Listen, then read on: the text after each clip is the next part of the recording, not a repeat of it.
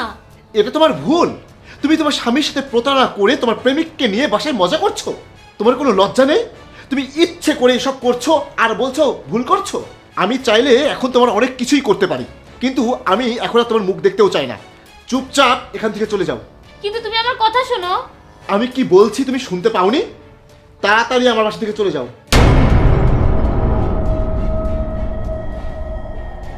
আমি জানতামই না সে প্রেমিকের সাথে আমার বাসায় এসব করবে। ছি! ম্যাডাম, আমি বুঝতে পারছি না এসব কি হচ্ছে। আরে তুমি এসব বুঝে কি করবে? যে কাজের জন্য তোমাকে নিয়ে এসেছি সেটা হয়ে গেছে। আর হ্যাঁ, এই নাও তোমার বাকি টাকা। এই টাকা দিয়ে তুমি কোনো ব্যবসা শুরু করবে। ম্যাডাম, আপনি কি করছেন আমি বুঝতে পারছি না।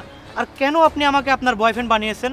আমি বাধ্য হয়েছিলাম তোমাকে আমার বয়ফ্রেন্ড বানাতে, কারণ আমি আমার স্বামীর কাছ থেকে মুক্তি পেতে চেয়েছিলাম। আর যাই হোক, এখন সেটা হয়ে গেছে। ম্যাডাম, কেন আপনি আপনার স্বামীর সাথে এমন করলেন? তুমি আমার স্বামীকে চেনো না। মানুষের রূপে সে একটা বিশাল শয়তান। তুমি জানো না সে আমার সাথে কেমন আচরণ করে। আমার উপর অত্যাচার করে, আমাকে হয়রানি করে, আমাকে অনেক মারধর করে। আর সে আমাকে সন্দেহ করে। সে প্রত্যেকটা কাজে সব সময় আমাকে দোষারোপ করে। আমার পক্ষে তার সাথে থাকা কঠিন হয়ে পড়েছে।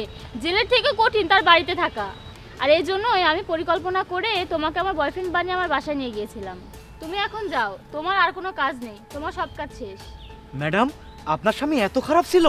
হ্যাঁ, এখন তুমি এই টাকা রাখো। এই টাকা দিয়ে তুমি তোমার নিজের ব্যবসা শুরু করবে। এখন তুমি যাও। ঠিক আছে ম্যাডাম। আর তোমার যদি আরো টাকার প্রয়োজন হয় তুমি নির্দ্বিধায় আমাকে জানাবে।